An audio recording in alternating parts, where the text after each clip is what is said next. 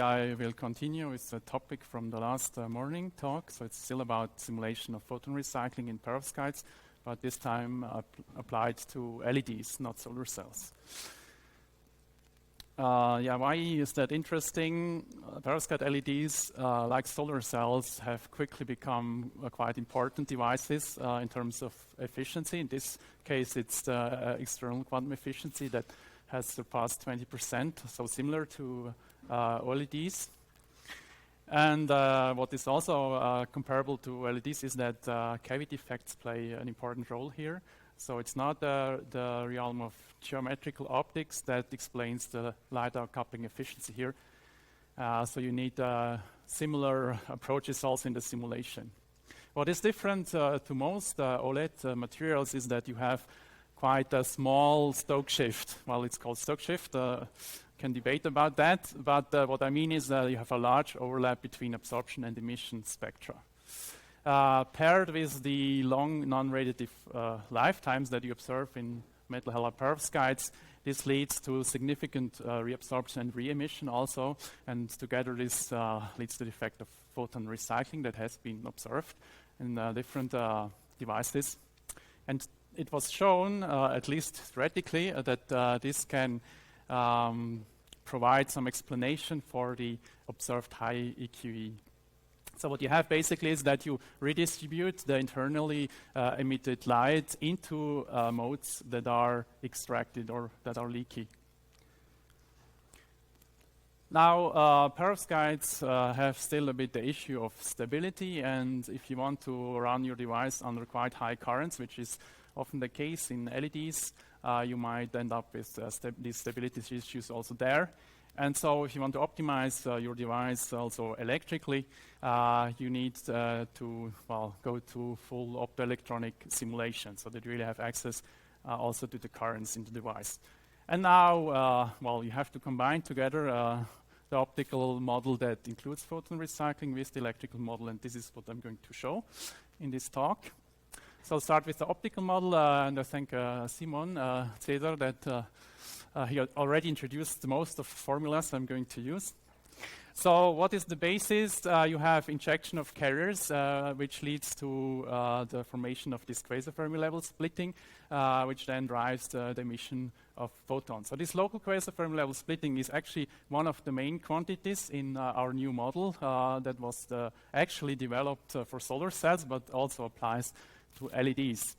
One motivation here is that common dipole radiation models have an issue with reabsorbing media because of divergences you get in the dissipated power, and we mitigate that by using here the transverse green tensor only. So we don't have these longitudinal components that lead to the blow up of the dissipated power.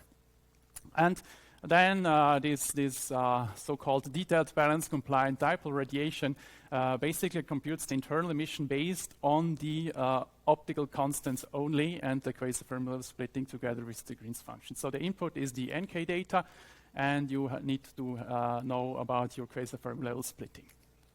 So with that, you can compute emission rates and Poynting vector, as Simon has shown nicely in the morning. But not only the emission, but also the reabsorption. Everything, again, is based on these quantities here. Now, what happens in an emitting device when you have photon recycling? Well, basically, the injection now is balanced by the net recombination. So you have a secondary photogeneration due to the reabsorption of emitted light. And so, basically, you need to have a higher initial recombination to balance the injection current. So what you end up with is a larger quasi-Fermi level splitting, and this is also what you observe in solar cells. And so finally you have more emission. Now this is the optical model basically. To have an optoelectronic simulation, you need to know about the spatial profile of this quasi-Fermi level splitting. In the first step, you can idealize the transport and look at basically the two limits of infinite mobility. So where you have a spatial uniform quasi-Fermi level splitting, and so you solve this implicit equation for the quasi-Fermi level splitting. On the other opposite end, you have full localized charge carriers, and so you have to compute the local quasi-Fermi level splitting iteratively in equating the emitted rate to the reabsorbed rate, and so you also get the local value of the quasi-Fermi level splitting. Now, Simon has shown that you can also couple that to drift diffusion. In that case, basically you go from the emission rate to the radiative recombination rate, and you also now express the local quasi-Fermi level splitting via this product of the electron hole densities. Same for the reabsorption rate, that now becomes this secondary photogeneration rate. And then you have to solve for the quasi-Fermi level splitting iteratively to find a solution to the drift diffusion equations. So this is the model, and now the system we're going to apply that, like in a case study, is a published pair of devices, stacks from IMEC. So they're both based on methylammonium lead iodide, so like the workhorse of perovskite PV as well, and this was very convenient for us because we had already parameterized and studied this system. But what is different in the two devices is that they have very different electron transport regions here. So you can see that here you have quite a large, well, it's called energy loss here. At least you don't expect to find very good transport, whereas here you have almost perfect alignment of the conduction band. And indeed, what you observe is that you have a very strong reduction of the turn-on voltage in this structure here. So a significant shift of the JV curves, also the radiance curves. So now the question is, can we reproduce this, and can we look inside, maybe see what would be the contribution of photon recycling?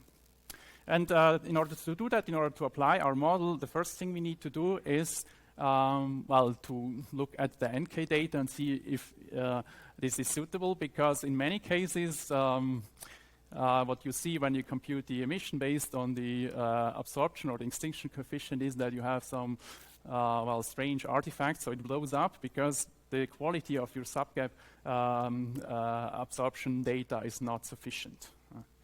So you have to correct for that. And what we do is that we use measured PL spectra together with simulation using ZFOS, so we can simulate the PL from films. And we then adjust the tail, so we fit an exponential tail to the here, at the band edge, more or less, to reproduce the spectral shape of the measured PL. And this then gives a very nice, intrinsic spectrum, as we call it. So we have the new NK data, and this leads now to a very smooth and nice internal emission that we can use in the simulation.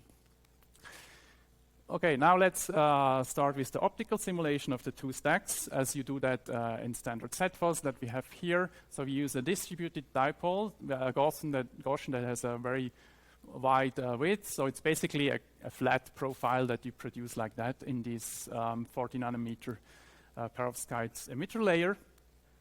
And if you do an initial mode analysis, you see that the two systems behave quite similarly in terms of optics. So the outcoupling here is slightly better in stack A, but it's not much. And you have a bit more evanescent losses in stack B. But the outcoupling, as I said, is very similar. So optically, it's not a big difference between the stacks. And so we got this data, optical data from IMEC, and they wanted to know how the situation looks like when we vary the thickness of this emitter layer and make it thicker than the standard 40 nanometers. And this is what we did. So you can see here in this dotted line the curve that corresponds to the standard dipole model, where you assume that you don't have reabsorption, so it's basically a k equals 0 situation. When you turn on the reabsorption, of course, you get a lower EQE. But if you include the re-emission, you indeed find a significant enhancement the external quantum efficiency, basically of the light outcoupling efficiency, because this is at a radiative efficiency of 1, so you don't have any non-radiative losses at the point of internal emission. And you can see that the contribution of photon recycling to the outcoupling efficiency increases with the thickness. Now, when you compare this thickness-dependent EQE with the experimental data, you see that actually it's well, severely overestimated, which means that you will have some non-radiative losses, so the radiative efficiency is not 1. Because here you already take into account the parasitic absorption loss. So the optical losses are already considered here, so there must be some non-radiative losses, and here we just plot what you would expect if you have not unit radiative efficiency. And you can also extract the value that you need for this radiative efficiency to reproduce the experiment, and you see that it's fairly uniform, about 30%, and this seems to be realistic. Now, yeah, there are some non-radiative losses, which means that, or let's say there are electrical losses, so we should look at the transport in these devices as well. And so we implement the electronic model, the 2 stacks also in ZFOS. And already at the radiative limit, so without any additional non-radiative losses, we can reproduce quite nicely this reduction of the onset voltage. Of course, we want to now look a bit more deeper into the origins of this shift, and also ask about what is the possible impact of photon recycling. So we compute the radiance and the JV curves and look into the band profile and the quasar fermi level splitting at a similar current, so about 100 milliamps per square centimeter. So here are the results for the bands and the quasar Fermi level splitting, and we see that we have a very similar quasar Fermi level splitting and uniform quasar Fermi level splitting in the perovskite layer, but of course the situation in this electron injection region is very different.